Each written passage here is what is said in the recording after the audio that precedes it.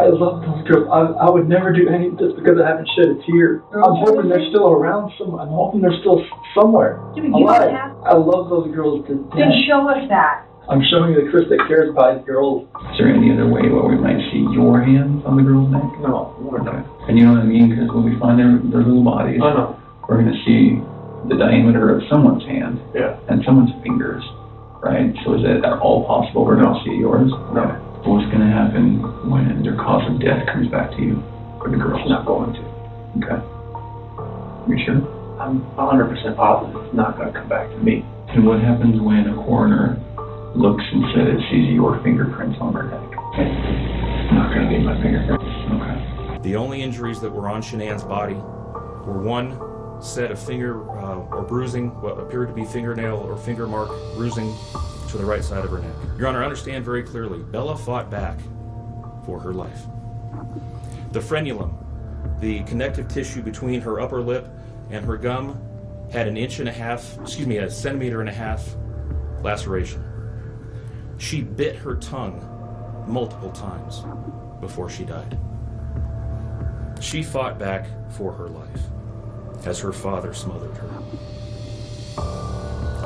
Celeste had no such injuries, but according to the medical examiner, she was smothered nonetheless. His motive was simple, Your Honor. He had a desire for a fresh start, to begin a relationship with a new love that overpowered all decency and feelings for his wife, his daughters, and unborn son. The defendant secreted pictures of his girlfriend into his phone and texted her at all hours of the night. Even the morning after he killed them and disposed of their bodies, he made several phone calls, and he texted with his girlfriend about their future. Was justice served here today?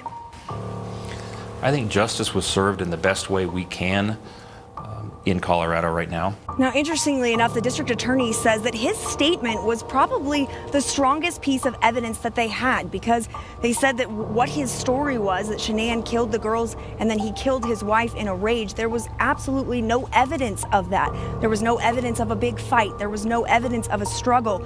Nothing to match up what his story was that he originally told police. This just doesn't add up.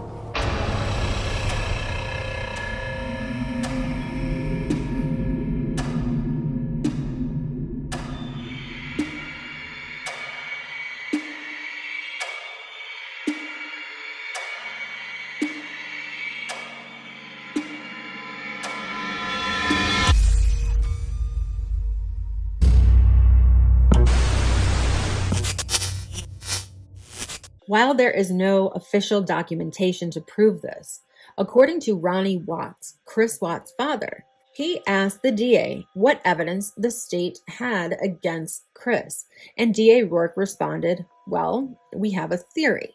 This statement led Ronnie to believe that there was a possibility that there was no solid evidence against his son. Not yet, anyway. Only the DA's theory. For a family desperate for answers, that statement carried weight. It meant investigators were still building their case, still searching for hard proof. It also raises a question: what exactly was the DA's theory at that time? Was it already entirely focused on Chris Watts as the killer of all? Or was it a broader, more speculative scenario they were trying to test?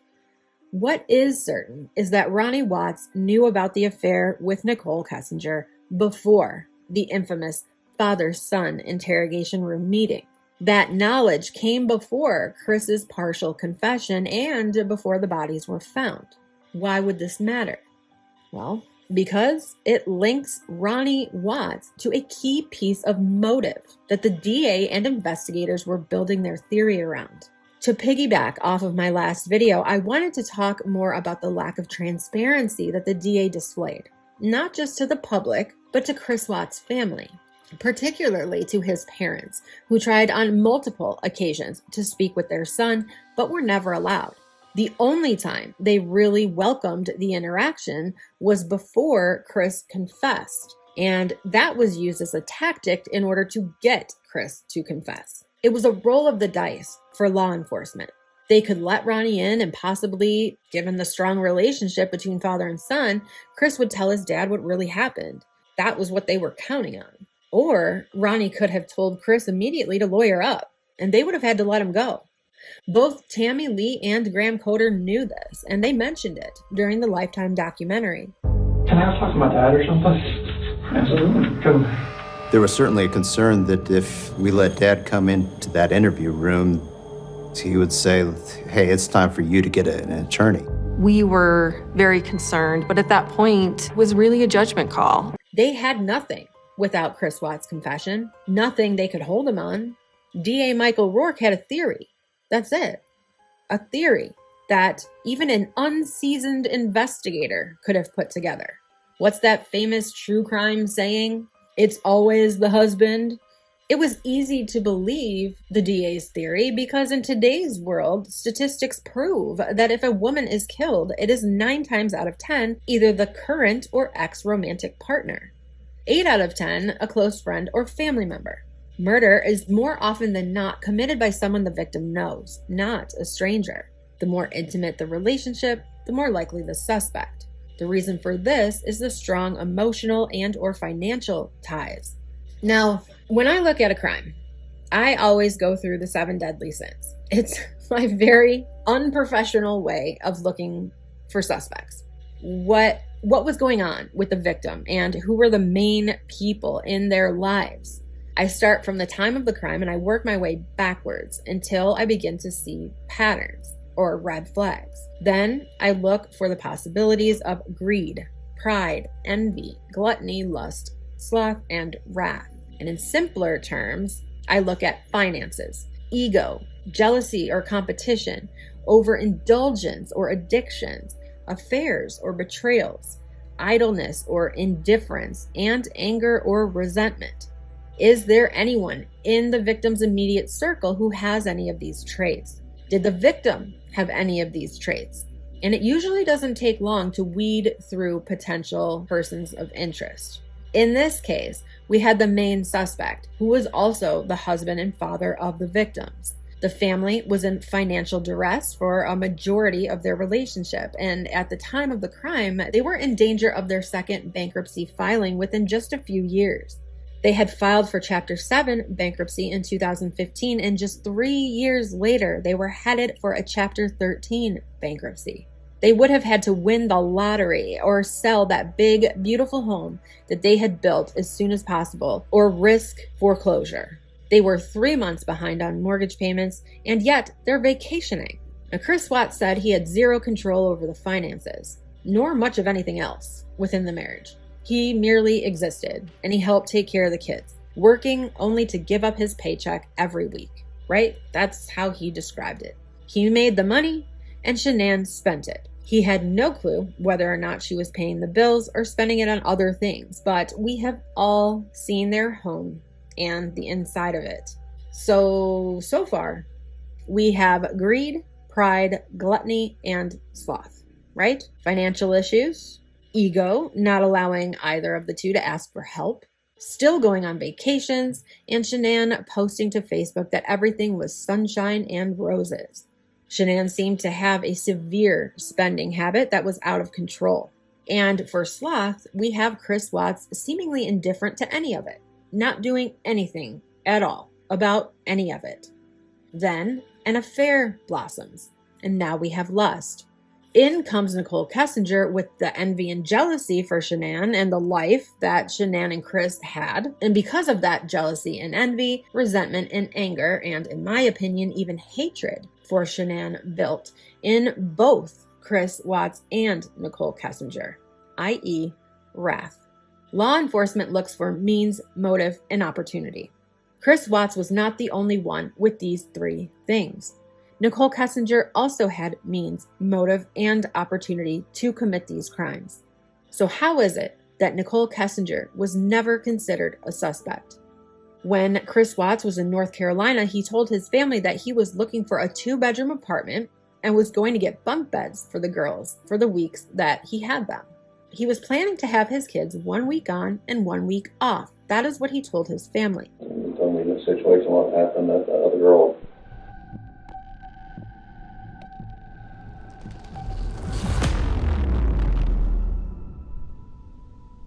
He told me what happened that morning, that they had a discussion of she already knew this was coming, that he wanted to get a separation. And said, the marriage just wasn't working. Were you aware of that prior to this phone call? Yeah. Yeah, so you knew they were married? Yeah. He told me about a couple weeks prior to that. He had told us before he left, and that day he did come over and he said, he said, it's not working. He said, I don't love her anymore. He said, it's just not there. He said, he loves the kids to death, but he said, he was just done with her. So he knew that by the time he was about to leave to go back to Colorado? And she knew it too.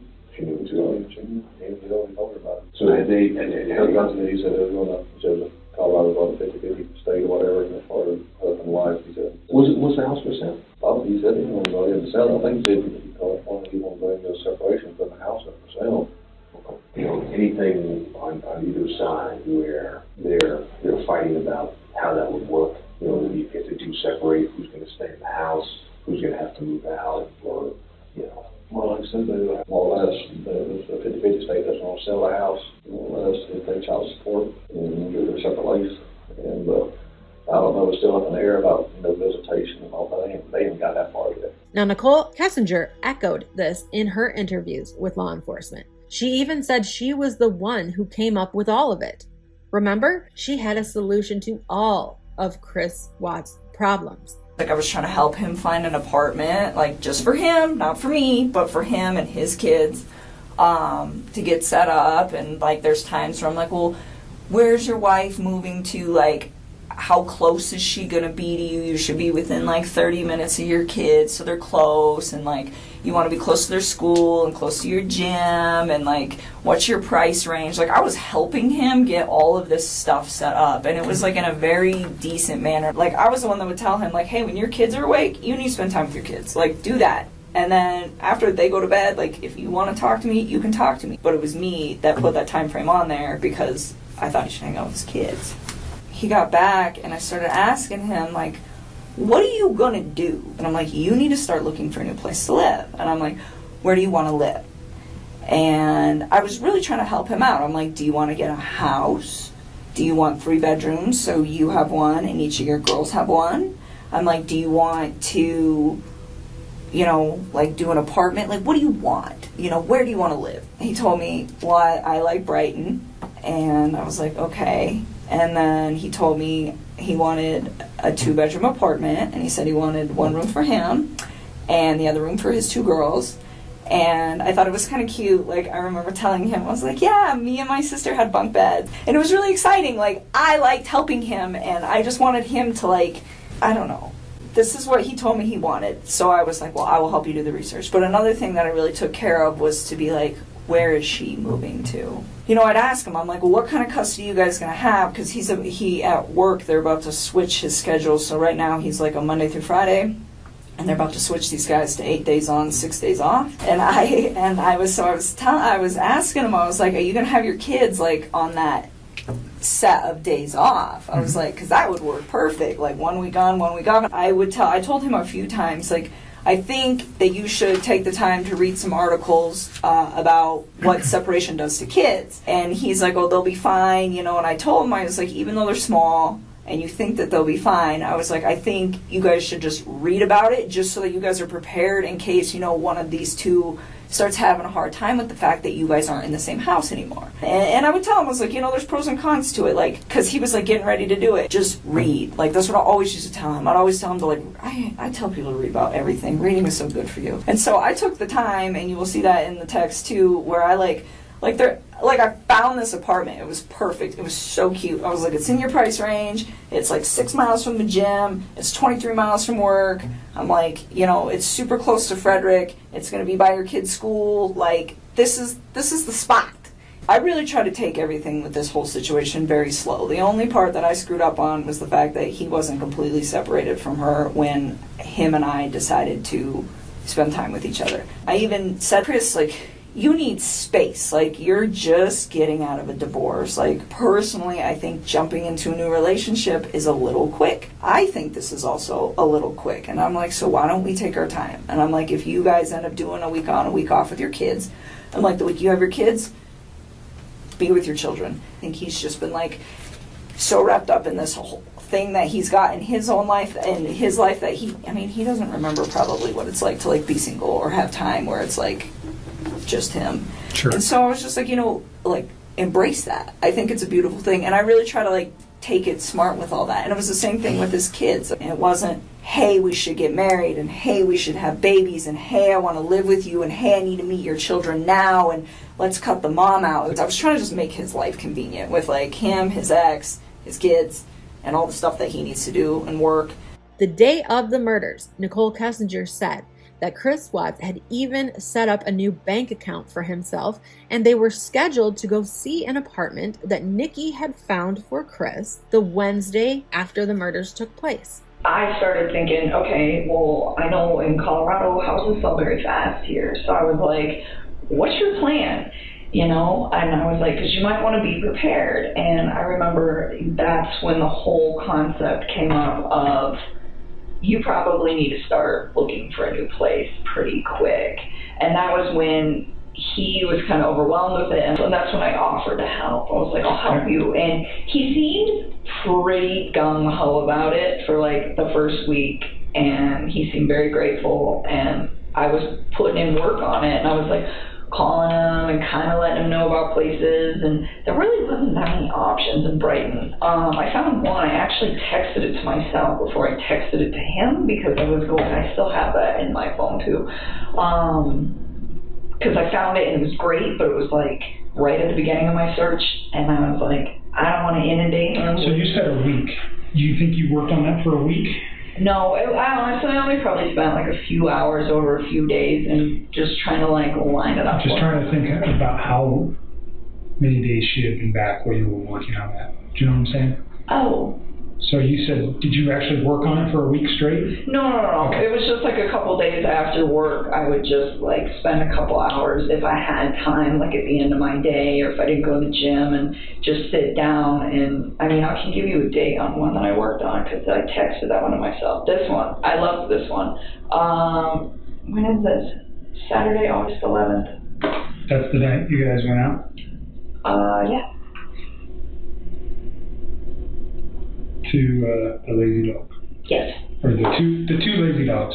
Yes. He had told me that he wanted to go look at some places the upcoming week. And we were supposed to go do that on Wednesday. And I was like, I asked him, I was like, what places do you want to go see?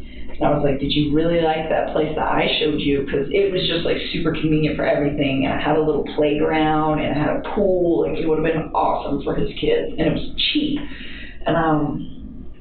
And so it was like close to Frederick. It was like, it was close to the gym. It was close to work. It was close to me. It was close to everything. And it was in Brighton, which is what he wanted. And so, I was like, did you want to go check that place out? And he's like, yeah, I guess. And he like didn't seem sure anymore. And that was the part that I wanted to tell you. I just figured I'd give you all the backstory. Sure. So he's not sure about the particular apartment, or about even leaving? So he told me that he looked at it, and he told me that he thought it was nice, but it didn't really seem like his interest was that piqued. And I was like, well, did you find anything that you really wanted to look at? And he told me, yeah, that he'd found a few, but nothing that really, really piqued his interest. And I was like, well, you might want to get started. And he's like, well, I found one. And I asked him, I said, which one is it? Because I think I've looked at like every apartment in Brighton, and maybe I'll remember it. And he's like, I don't know, I don't remember the name of it. And he kind of just like disregarded it. And it was kind of strange to me, because like the whole week prior, he was like so excited that I was trying to help him, because he's busy, I'm busy. So I was like, you look, I'll look, let's see if we can try to narrow it down to like 4 or 5 spots, and then we'll find something that's good for you and your girls. You know, and he seemed like very enthusiastic about it, like during the week when the conversations first really started ramping up about like, you probably got to figure something out, because that house is going to sell really fast, you know, or at least be prepared. And so why do you think he was removed or not interested on your Saturday night, wherever you guys were? I don't know. I mean, sometimes like I think about these things and I feel like they're all assumptions, but at that point, like, maybe he already knew something that I didn't. I don't know. But it was just a complete mood change where he just didn't even seem that interested. And I was like, okay. And I was like, well, we don't have to do that on Wednesday if you don't want to. And he's like, no, I know I need to get it done. And I was like, all right. You know, because I wasn't going to, like, force him to do it. If he doesn't want to do it, don't do it. Just say no, you know. And I was like, and for me, I was like, I was just offering to help because it's like, I know what a tedious task it is trying to find a new place to live. This setup was all Nicole's idea and plan. All of it. She admits to it. She brags about it, even, in my opinion. She was in competition with Shanann Watts from day one. She pointed out everything she felt was wrong within the marriage and began helping Chris to leave it. I mean, he told me, like, he had a budget restriction. So for his apartment, and I'm pretty sure this is in the text, and this will probably be in the last couple weeks, he told me $1,100 to $1,400 when I was asking him. Like, because I told him I'd help him do homework. I was like, you do some homework, I'll do some homework, we'll knock this out. I knew that those two had been through some financial trouble. How did you know he was in financial difficulty? When I went to that house, everything in there is very, very, very, very nice. It looks like it all comes with a very expensive price tag. And I didn't say anything to him about it, but I could kind of tell then where I was like just looking at everything like, how do you guys afford this? And then he has that car. I don't even know how much that car costs. But I bet it's what car is that Lexus. I'm sure that thing costs like $80,000, but just like money. Like everything just looked like it costs a lot of money in that house. You probably have a decent idea of how much money he makes. Yeah, and it's not enough money to pay for all that, not even close. Did you have any idea what Shanann did for a living or how much money she might have made? I mean, I had an idea. I would consider her like a sales rep. I don't know how else to describe that. For the company that she worked for. And I don't know exactly how much she made. He said that she was really competitive and she liked to try to keep up with him. He's like, she gets close sometimes. So I don't know how much those two brought in. I mean, off the top of my head, if I could guess, probably somewhere around like $140K a year. I mean, I don't know. Because I don't know exactly how much he makes. And I don't know exactly how much she makes. But based just off of like what I know about the oil field, like, yeah, I would say that's probably an accurate estimate. So even if they're making, let's just use the figure $100,000, they're living above their means or below their means? Oh my God, like... Way too much?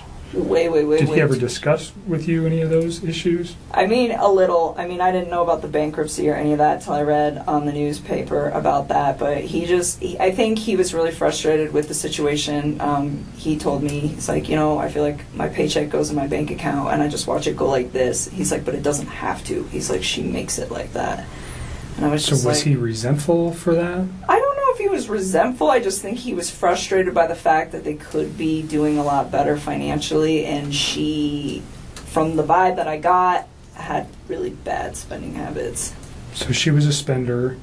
The car hers or his? I think it's hers. Okay. I'm pretty sure that that's hers. Do you know what other car they might have? Well, I mean, his APC pickup truck. And that's it, I think. That's owned by Anadarko, though, right? Yeah. He has a concern enough to at least express something to you that he's frustrated with the way she spends, or he's upset with working so hard and never having any money, and she's the responsible party for spending most of the money. I pretty much got that vibe. I mean, he just told me, he's like, we're house broke all the time. I was just like, that's unfortunate. And I asked him, I was like, do you have 401k? And he was like, yeah. And so I just asked him, I was like, well, do you have 401k? And he was like, yeah, I do have that. And then I asked him, I was like, I didn't ask him like how much debt they had or anything, but I just said, is your lifestyle sustainable? And he was like, no. Okay. And I was like, how long do you think that's going to take? He's like, I don't know, but it's not sustainable. Where did his girls go to school? I don't know. He never actually told me. Like, when I asked him once, it was like when I was trying to find him an apartment, I was like, are you comfortable telling me where your girls go to school? That's in the text too. I was like, so I can figure out what distance from the apartment is. I was trying to just make his life convenient with like him, his ex, his kids, and all the stuff that he needs to do and work. And he was like, don't worry about it. Their school's pretty centrally located, so anywhere in the area that we were discussing will be fine. And he just left it at that. So he didn't even tell me, which was fine. I respect that. Daycare is obviously very expensive for a 2, 3, and 5-year-old. Oh, yeah. right? So I understand. did he ever bring did he ever discuss that? Never. Okay. Never. Like I said, the only financial thing he ever said is just like, she just likes to spend money, like a lot of it. So that was just kind of the vibe that I got from that, and that it was a lifestyle that she liked to live, like very, like materialistic kind of lifestyle. Wanted to like project a certain image. Yes, all the time. And he said that was why they got that house too. It's like she wants everybody to think that we live a certain way and that we can like sustain all this stuff. And he's like, and we can't. And I told him, I said, when you're in those situations, why don't you, I'm like, do you like voice your concern about this? And he told me, he's like, when I try to talk to her, he's like, she's really bossy and she usually shuts me out. And he's like, when she does that, he's like, I just let it go. And I'm just like, all right. I mean, I don't try to like interfere with how those two interact. But I did ask about it because I'm just curious, because I would never put myself in a situation where someone was like, you know what, we're going to live in this house that costs like double what we can afford, and that's how it's going to be, because I want everybody to think we're fancy. Because I wouldn't do that. I mean, to me, like, I wouldn't put up with somebody doing that to me. But he voiced his concern where it's just like, financially, I'm in a very bad spot that I don't need to be in, but I'm stuck in. And I think the only reason that he even provided me with that information is because I asked. She even took the time to research things on Chris's behalf. Was it because Chris was resistant to it? Or was he just unable to think or do anything for himself? Nikki had fits of jealousy and anger, where Chris would have to calm her down. Did you and Nikki ever fight? We never fought, but like I said, I had to like calm her down a bunch of times. She made a couple videos like when she was just like, talking to herself, saying that she was bipolar or something like that. But a lot of things, like when she realized that, okay, like she's the other person in the relationship, that I'd always put my wife first over her, and that's what kind of made her take a step back a few times, and then like I had to kind of like calm her down. Tell me about those times. So the first one was probably around July 4th when I had to leave her house, because she wanted to kind of spend most of the day together before she went to like a baseball game or something. And like when I had to leave, it kind of just made her like kind of take a step back and wonder what she was doing. And I just told her like, hey, just because I had to leave doesn't mean like you have to just take a step. I was like comforting her at some point. I don't even know why I was doing it. Maybe I knew I was too far gone at that point. This is Shanann's pissed. She's called you 10 times. You were sleeping. Yeah. You had your day off. And then you go outside to talk to her on the phone and then tell Nikki that you need to go home just in case she calls back and all that, right? Mm-hmm. So what did she say to you, Nikki? She was in the shower. She said, okay. And then that's like, when I talked about, I calm her down. She's on the phone. And was she like, we're breaking up, like we're not gonna... No, she said like she didn't want to, like she didn't think it was safe or it was good for us to see each other anymore that day just because of all that. And I'm like, okay, that's fine. Then she asked me to come over like later on after she got back from her baseball game. And so you did that? Mm-hmm.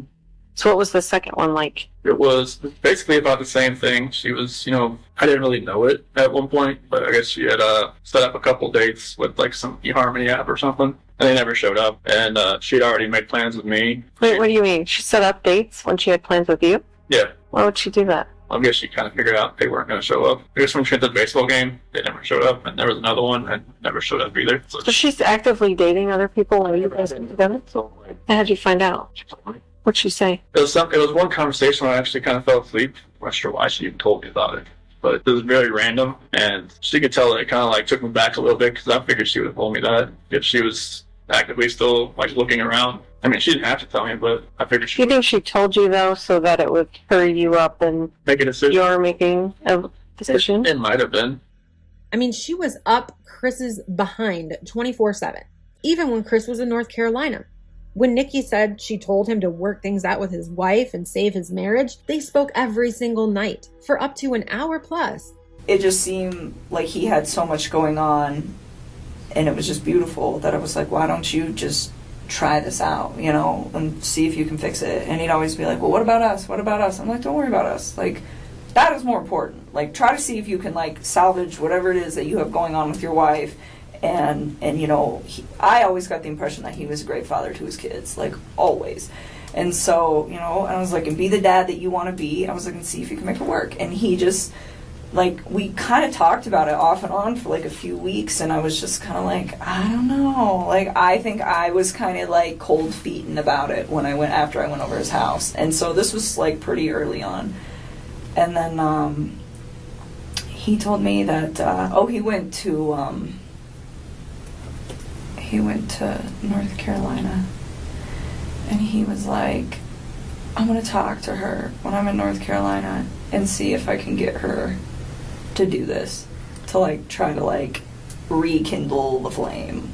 Okay, so try to salvage his relationship as you've been asking him. Yes, to do. And then if he when decided, did he go to North Carolina? I think it was like the last week of July, somewhere around there. Okay. So I mean, this was like a couple weeks that I was just kind of like trying to push him to do that. Like, leading up to it, I was like, well, why are your folks like ignoring you? And I was like really concerned about this. Like, every single day he would talk to me when he was out there, and I was like, you talked to your family today? You talked to your family today? Did you talk to your dad? What happened? Did you talk to him?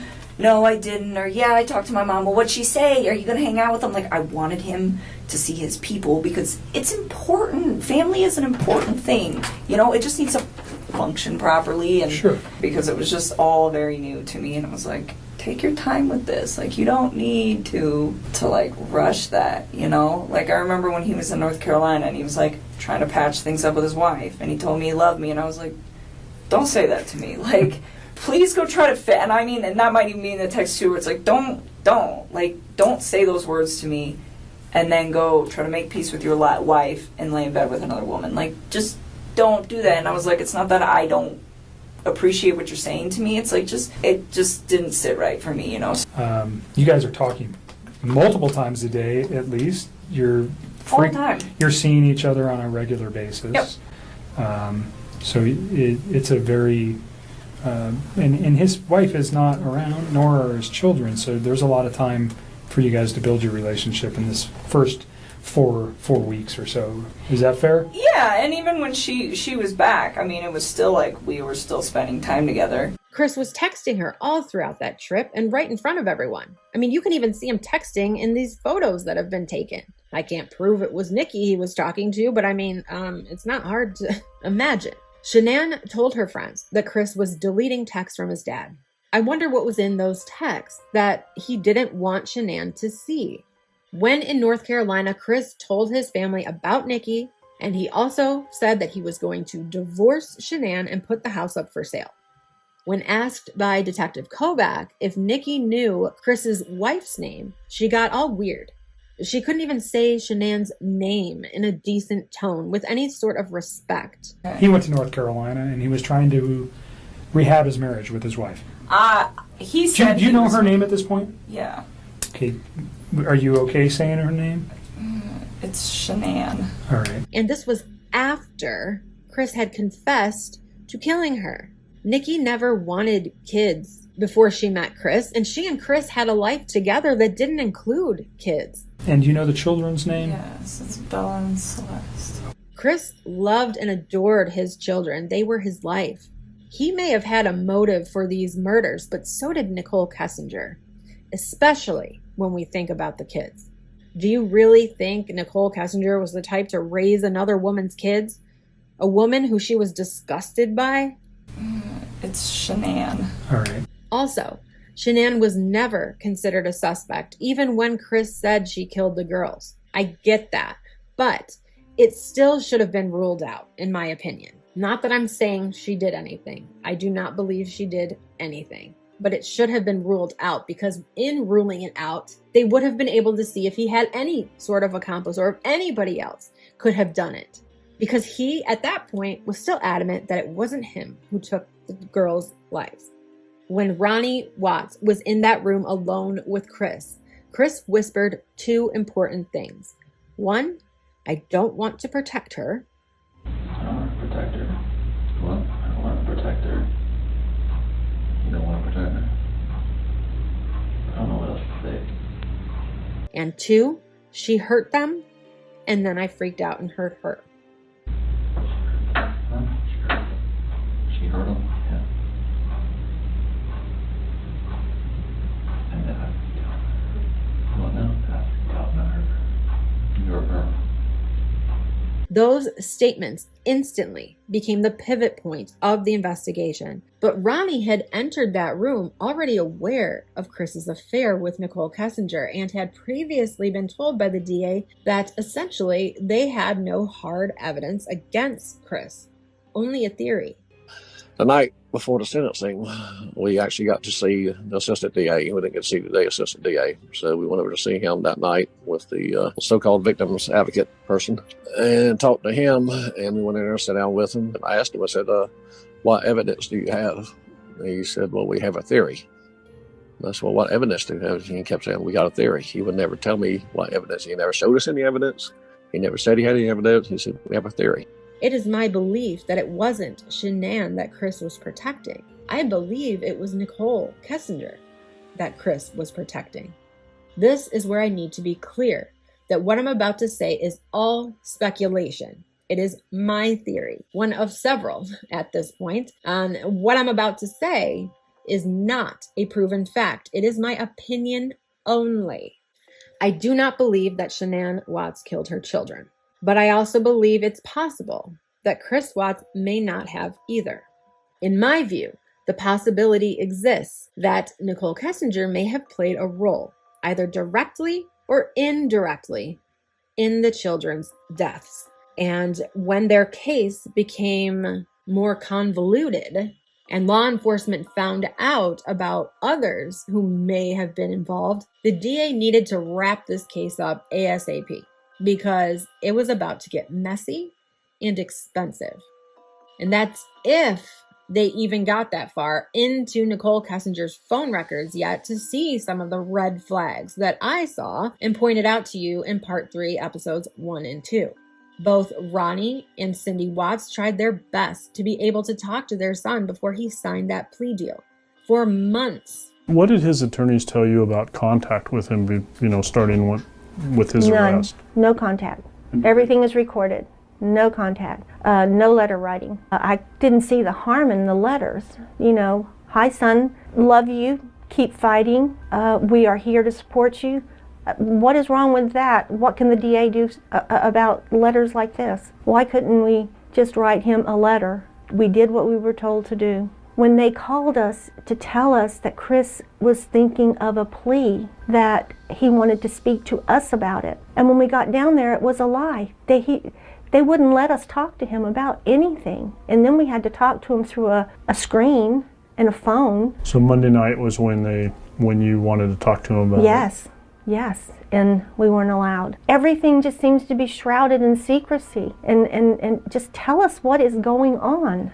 Ask Chris if it's okay if you talk to us. I just don't like the way it was handled from the very beginning. I don't like the way it was handled. I want to save your life, that's all. We want him to get life in prison. It was like they already knew he was guilty, and this was the end of it. Why wasn't it allowed? Only time we got to see him from the time of his arrest was the night before the plea deal. We got to see him, each of us talked to him for 30 minutes on my closed circuit TV. I mean, Nikki had her daddy with her for everything. He was even allowed to intervene and cut off the FBI detective Kevin Kobach during questioning. If he murdered her, she's out of the picture. You're never going to know if she was pregnant. If he can get away with murder, you're not going to... I got divorced from my wife. You say, do you understand what I'm saying here? If she's gone... But this... Don't lead. Hypothetically. Please. Yeah. Don't hypothetically. lead on. If she... Okay. You understand where I'm going. If right, you didn't know... You're leading into questions that are nothing with your... If you didn't know, though... Wait, Nick. That she was there. Did you hear what I said? I'm following you. I just want her to answer a question. According to the law, even after a confession of a homicide, the accused can still have communication with family, unless there are exceptions such as poor conduct while incarcerated or things like that, which Chris has always been a model inmate. So much so that prison employees have found it strange. It is my opinion that the DA didn't want his family to talk him into fighting the case. His family was shocked by his willingness to plead guilty to killing the girls. They did not believe he had done that. Chris told Ronnie to his face that he didn't do it, and therefore they believed him. Ronnie was asked what evidence DA Michael Rourke told him they had against Chris, and Ronnie said the DA told him that they had a theory. No evidence was mentioned. just that they had a theory. Well, I have a theory too, but in order to prove it, I would have to see evidence that was never retrieved. Why was that evidence never retrieved? Was it because the DA had hard evidence that Chris Watts acted alone and hard evidence that he killed his girls, even though he refused to confess to it? Signing the plea deal was Chris's confession to the girls. He never verbally said he killed them until February of 2019, when he was already incarcerated and at Dodge Correctional Facility in Wisconsin. Cindy did ask him, Chris, if you did not do this, please do not plead guilty or accept the plea deal. And he turned and looked at his attorneys. We had some attorneys behind us, and he had no attorneys with him. He turned around and looked at them, turned back, looked at Cindy, and said, Mom, I made my decision. He didn't say I did it. He said, Mom, I made my decision. Because they kept telling him it didn't matter if it's 1 or 3, he's still going to get life in prison. And all they're trying to do right now was save his life. Also, if this was such an open and shut case, why was Chris's cell phone never returned to his family? They asked for that phone back, but the DA said no, that he was worried about Chris filing an appeal. They sent me his wallet. I called the DA trying to get his phone, and he refused to return it to me. And I said, the reason behind that, and he said, well, he had heard through People magazine or whatever that Christopher might be appealing his case, so he would not give me his phone. An appeal after signing a plea deal? I mean, seriously, make it make sense. Now, with all due respect to Shanann and the Rusick family, I don't believe for a second that Shanann hurt her babies.